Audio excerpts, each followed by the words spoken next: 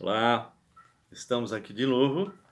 Então agora nós já temos uma base boa, uma boa plataforma com respeito à certeza de salvação, tá? Nós tínhamos feito aquela pergunta, pequei, e agora o que que eu faço? Não é? Porque muitas pessoas se pecam e acham, bom, eu estou salvo, então vou fazer o que eu quero, então não entendeu nada das Escrituras. E mesmo que fosse salvo, vamos imaginar que ele nasceu de novo e está em esse estado de carnalidade, e está achando que não vai acontecer nada porque ele simplesmente já é salvo, ele não entendeu nada, porque o Senhor realmente vai apertando, não é? Vai apertando. Então, não são poucos os fracos, os doentes, e não são poucos aqueles que ele leva, né?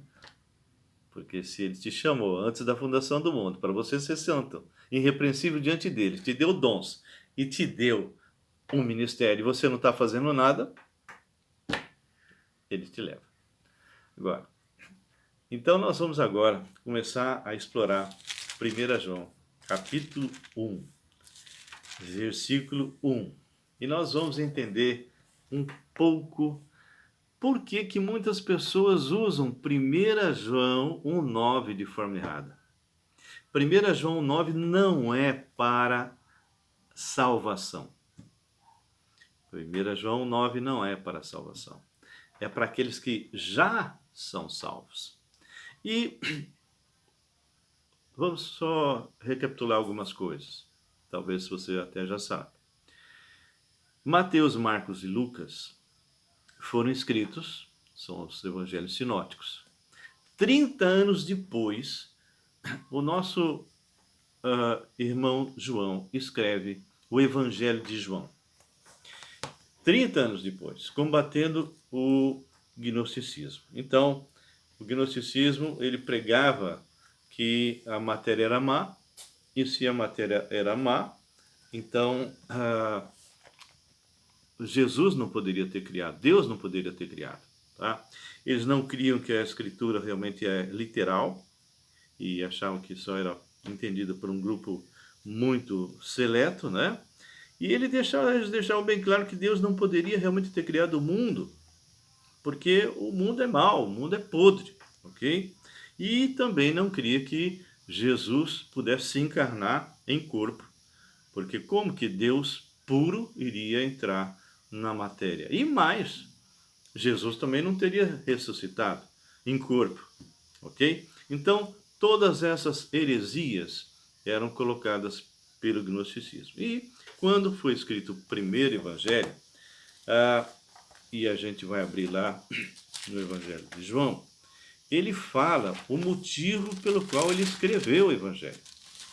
E nós temos que entender que, então, essa primeira fala, 30 anos depois dos 3 primeiros evangelhos, e que Paulo está, que João está falando, é para a pessoa realmente entender quem era Jesus e se converter. Ok? O evangelho foi escrito para isso, e ele diz lá em João 21, versículo 30 e 31, ele diz assim: na verdade, fez Jesus diante dos discípulos muitos outros sinais que não estão escritos nesse livro. Ok? Você pode perceber que você lendo Mateus, Marcos e Lucas, vocês vão ter muito mais sinais e operações de milagres, de cura e tudo mais. E o nosso irmão João, ele vai se restringir a poucos sinais. Mas ele diz assim no versículo 31: estes, porém, esses o que? Os sinais, foram registrados para que creiais que Jesus é o Cristo. Isso já combatendo quem? O gnosticismo. Que Jesus é o Messias. Que Jesus é realmente aquele que ele dizia ser. Então, que Jesus é o Cristo, o Filho de Deus. E para que crendo tenhais vida em seu nome. Então, o Evangelho foi para isso. E a palavra fala que 1 João foi escrito para aqueles realmente que já têm Jesus e queriam estar continuamente com um relacionamento, com comunhão com o Senhor. Então ele vai falar exatamente como restaurar a comunhão, como fazer com que, se eu quebrei a comunhão com Deus, Como é que eu vou fazer para restaurar? Então, ele começa já colocando alguns pontos bem claros com respeito ao gnosticismo. Então, ele diz assim: o que era desde o princípio. Lembra lá que ele escreveu no Evangelho? No princípio era o Verbo, e o Verbo estava com Deus, e o Verbo era Deus. Ele estava no princípio com Deus. Todas as coisas foram criadas por ele, sem ele nada do que foi feito se fez. A vida estava nele, a vida era a luz dos homens. E a luz resplandece nas trevas, as trevas não prevaleceram contra ele. No versículo 10 diz: ele, o Verbo, estava no mundo, e o mundo foi feito por intermédio dele, mas o mundo não o conheceu. E aqui ele está tocando novamente nesse aspecto. O que era desde o princípio, o que temos ouvido, o que temos visto com os nossos próprios olhos, não com os olhos dos outros, com os nossos próprios olhos. O que contemplamos e as nossas mãos apalparam com respeito ao verbo da vida, ao Logos. Então ele está dizendo assim: eu vi, eu ouvi, eu apalpei. Ou seja, ele não veio em espírito, ele veio em carne, ele entrou nesse mundo, mas ele entrou sem pecado. Essa é a diferença. Porque esse mundo podre, do jeito que está, isso é o quê? É uma herança adâmica. Todo homem, quando nasce, ele já nasce em pecado. Por isso que ele não tem condições de se refugiar numa religião. Porque a religião não vai poder mudar o que ele é. Ele precisa realmente de alguém que possa salvá-lo. E esse é o Emanuel, o Deus conosco, aquele que se tornou Yeshua, aquele que se tornou Jesus. Ou seja, o Yahová se tornou Yeshua. O eu sou que sou se tornou salvação. Ok? E ele fala que ele apalpou com respeito ao verbo da vida. E a vida, versículo 2, se manifestou.